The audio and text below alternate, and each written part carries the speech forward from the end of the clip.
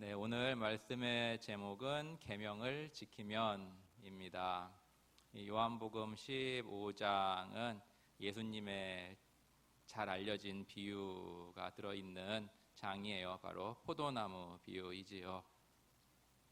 거기서 이제 예수님은 자신이 포도나무요, 우리를 가지라고 부르셨습니다. 그래서 우리가 우리 주님께 접붙임 바 되어 있는, 붙어 있는 자라고 우리에게 말씀하고 있다라는 것입니다. 그래서 예수님께 붙어 있는 것, 그것이 복이다라는 것을 우리 감사함으로 믿고 나아가면 좋겠습니다. 이 시간에 여러분들에게 한문 고사성어로 한번 시작을 해보려고 합니다. 한번 보여주세요. 네, 좀 길지요. 이 글자는 제가 이렇게 카톡을 이렇게 이제는 저장되어 있는 카톡을 이렇게 보다가 발견한 한문이에요. 그래서 저도 이거 길다, 무슨 자인가 하면서 이제 찾아보는 수고를 했습니다. 저도 오랜 시간이 걸려서 이 자가 무엇인지를 알게 되었어요. 근데 이 자가 무엇이냐면은 다음 자 보여주세요. 이렇게 되어 있습니다. 수욕 정의 풍부지 자욕 양이 친부대. 어쩌면 여기에 계신 분들 중에서는 들어보신 분도 계실지도 모르겠지만 이 글은 이 중국의 한시 외전에 수록되어 있는 글귀입니다. 이것은 무엇이냐면은 나무는 잔잔하고자 하나 바람이 가만 놔두지 아니하며 자녀는 부모를 효도하고자 하나 부모는 기다려주지 않는다라는 뜻이에요. 그래서 이것을 보면서 이 카톡에 이 글을 쓰신 분은 아마도 이렇게 부모님께 대한 이러한 마음이 있어서 이 글을 이렇게 적어 놓았구나라는 생각이 들었습니다. 이 글은 이 고어라는 사람이 공자를 만나서 한 말이에요. 그래서 공자를 만난 고어가 탄식하면서 읊었던 말이 바로 수욕정이 풍부지 자욕 양이 친부대였습니다.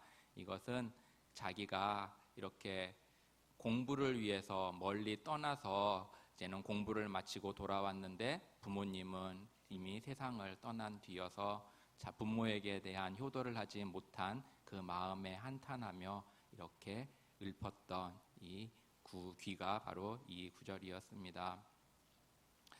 이렇듯 우리의 마음속에는 다 부모님이 계십니다. 그래서 여기에 계신 우리 권사님들 아마 대부분은 아마 부모님이 이제는 곁에 안 계실 거예요.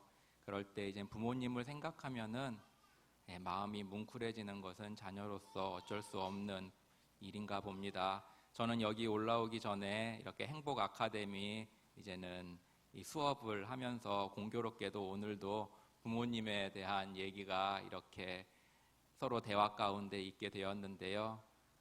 우리 이렇게 함께하는 수업 받는 우리 권사님, 집사님들이 이렇게 부모님 얘기만 하면은 이렇게 눈시울이 붉어지는 모습을 볼 수 있었습니다.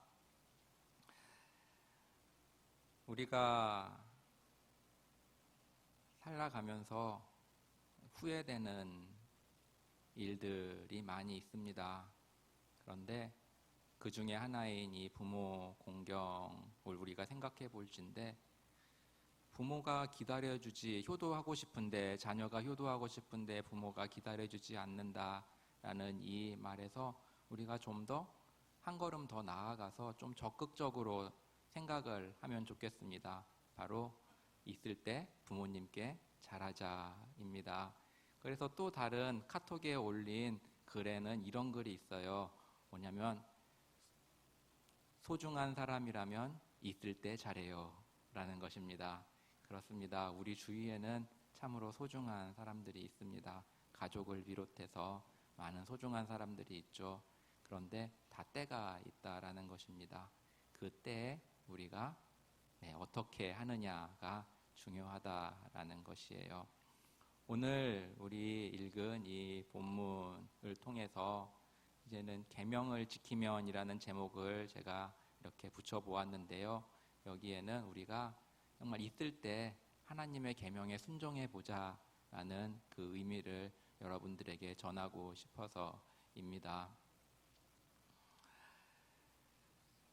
우리 주님께서 우리에게 말씀하십니다. 오늘 본문 다시 한번 읽어보면 좋겠는데요. 우리 15장 10절입니다.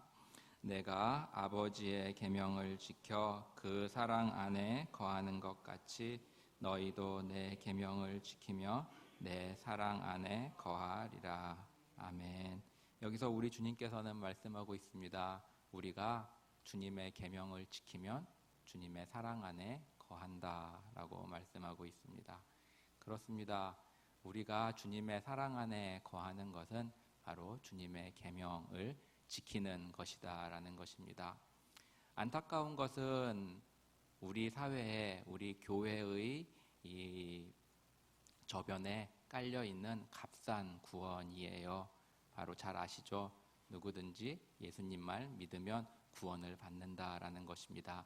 이것은 참으로 귀한 선물인데 이것이 잘못 이해되어져서 정말로 값싼 구원이 많은 사람들의 마음속에 심기어졌다라는 것입니다.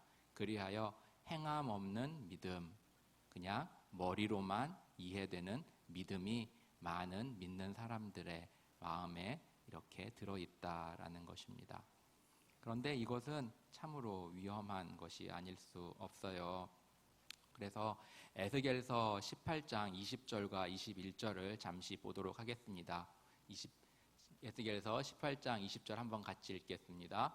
범죄하는 그 영혼은 죽을지라. 아들은 아비의 죄악을 담당치 아니할 것이요 아비는 아들의 죄악을 담당치 아니하리니 의인의 의도 자기에게로 돌아가고 악인의 악도 자기에게로 돌아가리라. 그러나 악인이 만일 그 행한 모든 죄에서 돌이켜 떠나 내 모든 율례를 지키고 법과 의를 행하면 정령 살고 죽지 아니할 것이라. 아멘. 여기서 내 모든 율례를 지키고 행하면 그러면 산다라고 말씀하고 있습니다.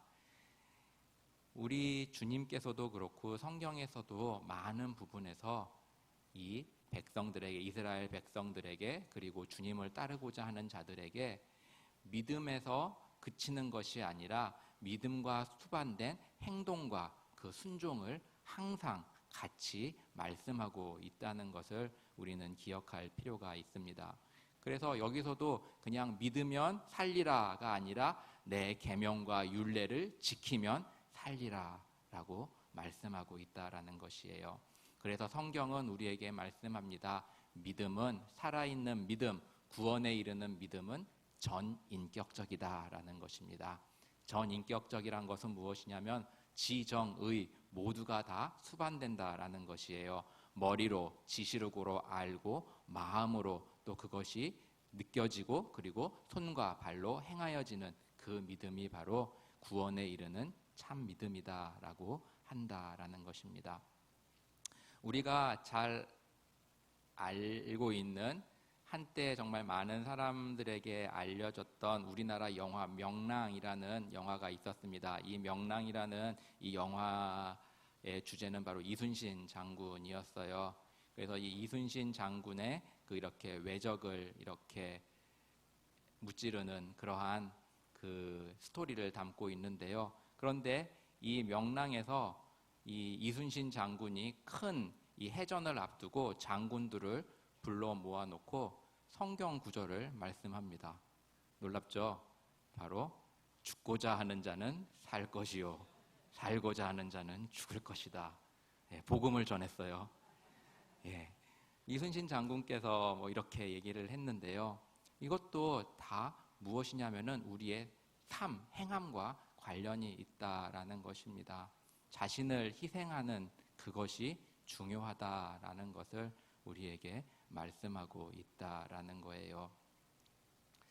사실 이러한 행함은 어떻게 볼 때는 작은 일일 수도 있겠지만 그것은 큰 결과를 나타내기도 합니다. 우리가 잘 아는 민족 지도자 중에 한 분이신 조만식 선생님을 아무래도 한 번쯤은 들어보셨을 것입니다. 이 조만식 선생님은 민족 독립의 지도자이고 우리나라의 큰 선생님이셨습니다. 그분은 기독교인으로서 평양 산정현 교회의 장로님이셨어요. 그런데 그분은 출신이 천했습니다. 귀족 출신도 아니고 선비 출신도 아니고 머슴 출신이었어요. 그런데 머슴 출신인 이분이 산정현 교회의 우리나라의 정말 초대 교회 중에 하나이죠. 그 교회의 장로님이 되었는데요.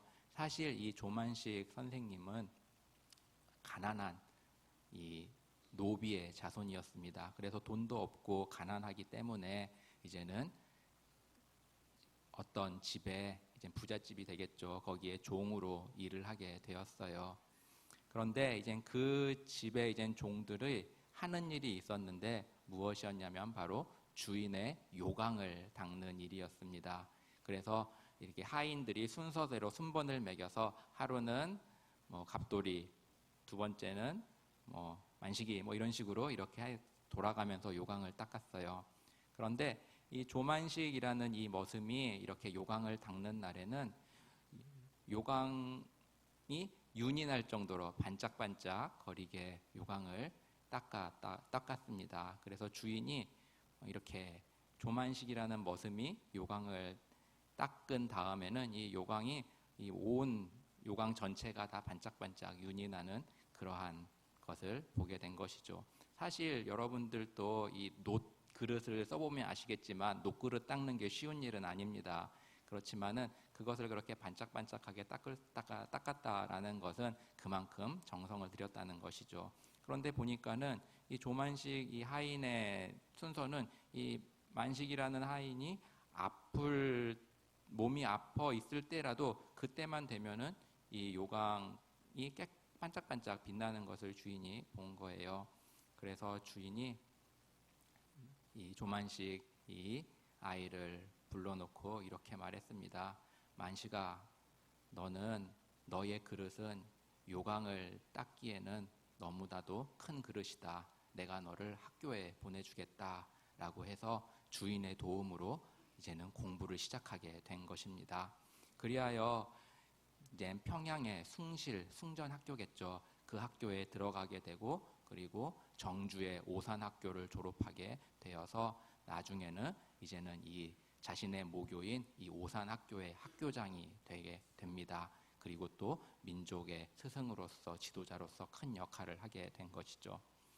근데 이제 그의 어느 날 이제는 시간이 되어 어느 날 그의 이제는 후학들이 이제는 이 조만식 선생님을 초청하여 이렇게 덕담을 이렇게 부탁을 드렸습니다.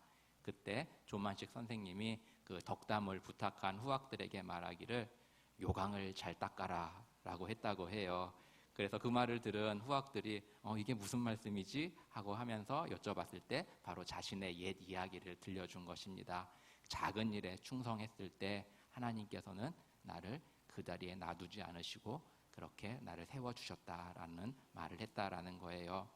또 일본의 또 거대 총수인 한 사람이 있습니다. 근데 그 사람은 이런 말을 했어요. 여러분이 만일 신발 정리하는 일을 맡았다면 신발 정리하는 일에 있어서 최선을 다해 보십시오. 그러면 다른 사람이 여러분을 신발 정리하는 일에만 놔두지 않을 것입니다. 라고 말을 했다라고 합니다. 그렇습니다. 이렇게 인간 사회에서도 작은 일에 충성하는 것, 그것을 보면서 이제는 그 사람을 세워나가는 것이 있을진데 우리 하물며 우리 주님, 우리 아버지께서는 어떠시겠습니까? 그래서 우리 주님도 비유를 통해 말씀하시지 않나요?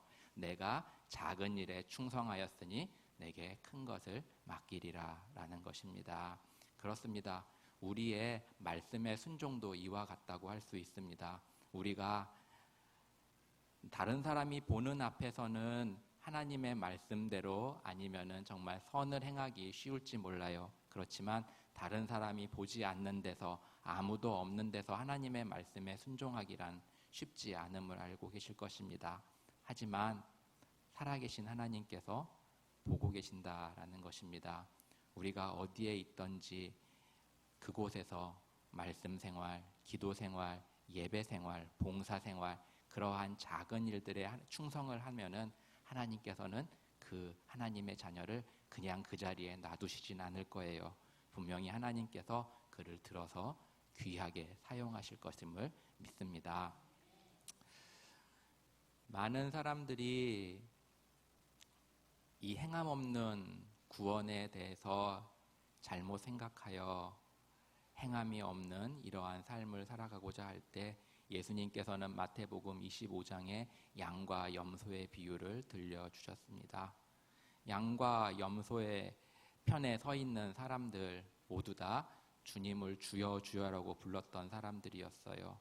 그런데 문제는 뭐였냐면 염소 편에 서 있는 사람들은 지나친 구원의 확신이 있었던 사람들이라는 것이었습니다.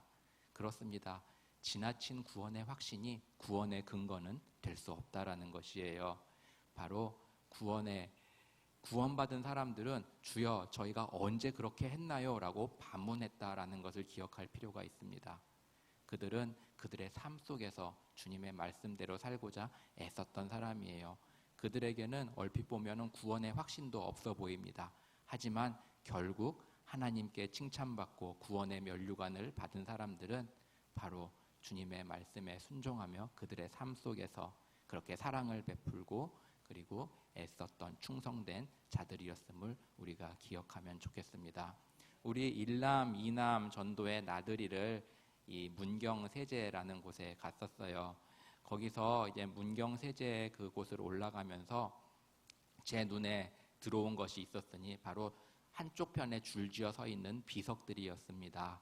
그 비석들은 바로 오래된 비석들로서 그 당시 그 조선시대 당시에 그 경상도를 관할하였던 도지사들, 꽤 높은 지위죠. 그들의 이제 비석들이 쭉 있습니다. 그리고 거기에는 명패가 조금씩 달려서 설명이 되어 있어요. 그래서 몇 년도서부터 몇 년, 이름 누구, 그리고 어떻게 해서 관직에 올랐고 어떤 일을 하였더라라고 되어 있습니다.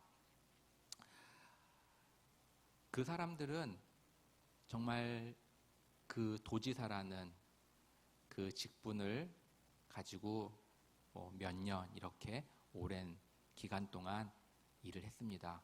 그러면서 많은 일들을 했겠죠. 그런데 명패에는 단 5줄, 4줄로 끝이 나는 거예요. 아마 그 삶의 요약이겠죠. 그런데 놀라운 것은 그 명패에 이 사람의 키는 얼마였고 외모는 예쁘고 그리고 굉장히 호리호리하고 이러한 기록은 하나도 없었다라는 것입니다. 무엇이 주로 기록되어 있냐면은 그 사람의 치적들, 백성들을 잘 돌보았다, 그리고 현명하게 차리했다, 그리고 어떻게 되었다 이런 것들이 기록되어 있었던 것입니다. 그렇습니다. 우리의 죽음 이후도 어쩌면 그와 같을지 모릅니다. 우리가 아무리 비싼 장신구로 우리를 치장하고 우리를 단장하고 꾸민다 할지라도 우리가 죽은 후에 기억되는 것은 우리가 어떤 삶을 살았느냐 그것만이 기억될 뿐이에요. 그럼 어떤 삶을 살았다고 기억되는 저와 여러분들이 되면 좋을까요? 네, 다 아실 것입니다. 어떻게 하나님을 위해 살았고 교회를 위해 헌신했고 그리고 다른 사람들을 위해 헌신했느냐, 어떻게 다른 사람들을 위해 베풀고 그리고 또 세워주고 또 하나님을 위해 살았느냐, 이것만이 아마 남을 것입니다. 우리의 인생 가운데서 우리가 힘들고 어려울 때라도 주님께 순종하는 그 순종의 끈을 놓지 말았으면 좋겠습니다. 살아계신 하나님께서 다 보고 계시기 때문입니다. 우리는 볼 수 없지만 우리 살아계신 하나님께서 다 보고 계시고 우리를 인도해 가시고 우리를 어떻게 쓰실지 또한 보고 계신다는 것을 기억하면 좋겠습니다. 우리가 이 세상을 떠나는 날 우리는 아마 놀라게 될 거예요. 왜 놀라냐면 우리는 사실 우리 주님에 대한 어떠한 이러한 개념도 잘 잡혀 있지 않습니다. 그리고 또 우리 어쩔 때는 우리 주님에 대해서 의심했던 적도 있었을 거예요. 그러나 우리가 이 세상을 떠나고 하늘나라에 가게 됐을 때 우리는 우리 이 나를 지금까지 인도하신 분이 바로 주님이셨고, 그리고 주님께서 나의 이러한 상황 가운데서 나를 이렇게 인도하셨고, 그리고 주님을 만나게 되는 날 우리는 비록 주님의 얼굴도 모르고 어떠한 것도 모르지만 저분이 바로 주님이시구나 라는 것을 알고 감사하며 기쁨의 눈물과 감사의 눈물을 흘리게 될 것입니다. 우리 믿음의 한 부부 얘기로 이야기를 마치고자 합니다. 빌과 글로리아라는 이 부부의 이야기예요. 이 빌과 글로리아라는 이 부부는 찬양 사역자들입니다. 그래서 남편은 작곡을 하고 아내는 가사를 쓰는 그러한 전문 찬양 사역자예요. 우리 자막 하나만 보여주시겠습니까? 빌과 글로리아. 네. 근데 이 분의 가장 잘 알려진 곡 중에 하나가 바로 주 하나님 독생자 예수입니다. 그래서 다른 부제로선 살아계신 주예요. 그런데 이 곡이 쓰여지게 된 계기가 있었어요. 무엇이었냐면은 이게 1974년에 작곡된 지어진 곡입니다. 네. 이때 이 시기 전에 무슨 일이 있었냐면 빌은 이 전염성 다핵구증이라는 이 목에 이렇게 오는 그러한 병을 심히 앓게 되었습니다. 지금이야 의술이 좋아져서 금방 치유가 되는 병이지만 그 당시만 해도 사실 좀 이렇게 어려웠던 병이었던 거예요. 그래서 찬양 사역자가 이 목의 이쪽에 전염성 이것이 이제 걸렸고, 그리고 또 설상가상 또 아내인 글로리아는 이 교회 공동체 안에서 그리고 또 이러한 이 사회 속에서 이렇게 모함과 거짓 소문으로 말미암아 사람들에게 굉장히 이렇게 안 좋은 소리를 듣고 있었던 그러한 힘든 시기였었습니다. 그러한 힘든 시기를 보내고 있을 때 글로리아가 이제는 알게 됐어요. 생명이 잉태되었다는 것을요. 그때가 이제는 이 크리스마스를 지나고 새해가 이렇게 다가오는 시점이었습니다. 그러면서 그러한 힘듦 가운데 또 아이가 태어났고, 또 이 아이가 또 잘 태어날 수 있을까, 또 이 아이가 이 험악한 세상에서 잘 자라날 수 있을까, 이러한 걱정과 고민을 하던 차에 이 부모님 되시는 분이 이렇게 겨울의 막바지 무렵에 이 부부를 부르면서 이렇게 여기 와서 보라고 하는 거예요. 그래서 이제는 나가서 이렇게 보니까는 거기에는 이 딱딱한 이 흙바닥에서 새싹이 돋아나오는 작은 새싹을 보라고 한 것입니다. 항상 그 길을 지나쳐 왔던 그 부부였지만 무심코 지나왔던 그 길에서 그 딱딱한 그 땅을 빼곡히 뚫고 나온 작은 그 잎새를 보면서 하나님께서 이러한 작은 미물도 생명을 주시고 살리시거늘 우리에게도 그렇게 하나님께서 은혜를 베푸시겠구나 라며 이제는 그 부부가 함께 이렇게 만든 곡이 바로 이 주 하나님 독생자 예수입니다. 다음 거 하나 보여주시겠습니까?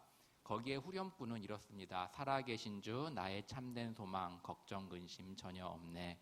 사실 이 글자만 보면은 좀 그랬어요. 왜냐하면은 저는 예수님을 믿고 살아계신 주라고 믿지만 걱정 근심이 있었거든요. 그런데 이 곡에서는 왜 걱정 근심이 전혀 없네라고 했을까라고 궁금했지만 영어 가사를 통해서 이런 뜻이 있었구나를 알게 되었습니다. 바로 살아계신 주 나의 참된 소망. 하나님이 살아계시기 때문에 나는 내일을 맞이할 수, 직면할 수 있습니다. 그리고 걱정 근심 전혀 없네. 이 역시 하나님이 살아계시기 때문에 모든 두려움은 사라집니다 라고 말한 것이었어요. 그러니까는 걱정 근심이 전혀 없을 수 있는 그 근거가 무엇이었냐면 바로 하나님이 살아계시기 때문이다 라는 것이었습니다. 그렇구나. 하나님이 살아계시기 때문에 걱정과 근심, 그리고 내일이 어떠한 환난과 시험이 있을지라도 나는 그것을 맞이할 수 있는 거구나 라는 것을 이 가사를 통해서 보면서 알 수 있었다라는 것입니다. 그렇습니다. 우리의 삶에 힘듦이 있을 수 있습니다. 또 지금 겪고 있는 상황이 힘들 것입니다. 그러나 우리가 내일을 맞이할 수 있고 내일을 직면할 수 있는 것도 바로 우리 주님이 살아계시기 때문이라는 것입니다. 그 다음 보여주세요. 사랑의 주 내 갈 길 인도하니 내 모든 삶의 기쁨 늘 충만하네. 하나님께서 미래를 주관하고 계신다는 것을 나는 알기에, 그렇습니다. 우리 하나님께서 우리의 미래, 나의 미래를 주관하고 계시다는 거예요. 그렇기에 삶은 살 가치가 있다라는 것입니다. 바로 하나님이 살아계시기 때문이다라는 것입니다. 우리가 살아갈 가치가 있는 이유, 바로 우리 주님이 살아계시기 때문이라는 것입니다. 우리 주님이 우리를 위해 십자가에 죽으신 그 사랑이 있다라는 것입니다. 그렇기에 우리는 내일을 맞이할 수 있고 어떠한 상황 속에서도 살 가치가 있는 하나님의 소중한 존재임을 기억하며 오늘도 우리에게 주어진 작은 일에 충성을 다하는 그러한 멋진 인생 살아가는 저와 모든 우리 우이젤교회 성도님들 되시기를 주님의 이름으로 축원합니다.